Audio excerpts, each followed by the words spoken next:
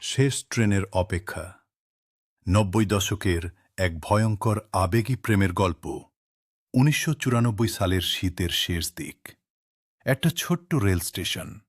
নাম কালীগঞ্জ স্টেশন সেখানে প্রায় প্রতিদিন বিকেলে একটা ছেলে এসে বসত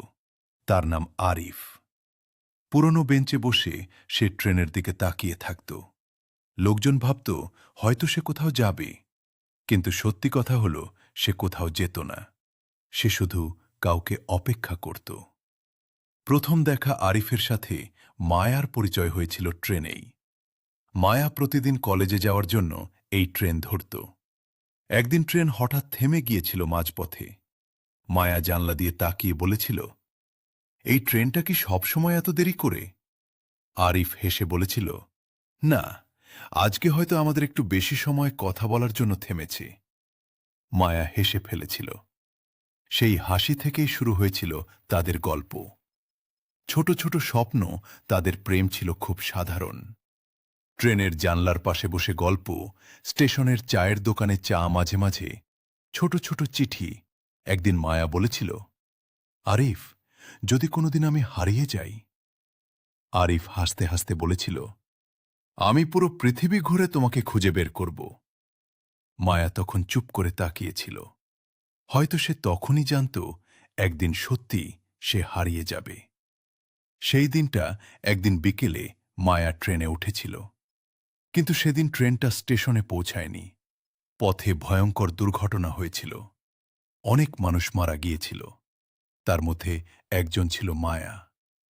ভেঙে যাওয়া মানুষ সেদিনের পর আরিফ যেন অন্য মানুষ হয়ে গেল সে কারো সাথে কথা বলত না প্রতিদিন বিকেলে সে স্টেশনে আসত সেই একই বেঞ্চে বসে থাকত লোকজন জিজ্ঞেস করত কাকে অপেক্ষা করছ সে শুধু বলত ট্রেন আসবে মায়াও আসবে শেষ ৭০টা বছর কেটে গেছে একদিন স্টেশনের এক বৃদ্ধ চাওয়ালা বলেছিল বাবা ৫ বছর হয়ে গেছে মায়া আর ফিরবে না আরিফ চুপ করেছিল তার হাতে ছিল একটা পুরনো চিঠি চিঠিটা মায়া তাকে দুর্ঘটনার আগের দিন দিয়েছিল চিঠিতে লেখা ছিল আরিফ যদি কোনোদিন আমি হঠাৎ চলে যাই তুমি আমাকে ভুলে যেও না কারণ আমি বিশ্বাস করি সত্যিকারের ভালোবাসা কখনো মরে না তোমার মায়া শেষ দৃশ্য আজ ২০২৬ সাল কালীগঞ্জ স্টেশনে এখনও বিকেলে একজন বৃদ্ধ এসে বসে তার চুল সাদা হয়ে গেছে লোকজন বলে তিনি নাকি ৩০ বছর ধরে একই ট্রেনের অপেক্ষা করছেন বৃষ্টি পড়লে তিনি ধীরে ধীরে বলেন মায়া আজ কি তুমি আসবে কিন্তু ট্রেন আসে মানুষ নামে শুধু মায়া আর কখনো নামে না এই গল্পের সবচেয়ে কষ্টের জায়গা জানো আরিফ কখনো মায়ার মৃত্যুকে মানতে পারেনি কারণ তার বিশ্বাস ছিল যে মানুষকে সত্যি ভালোবাসা যায়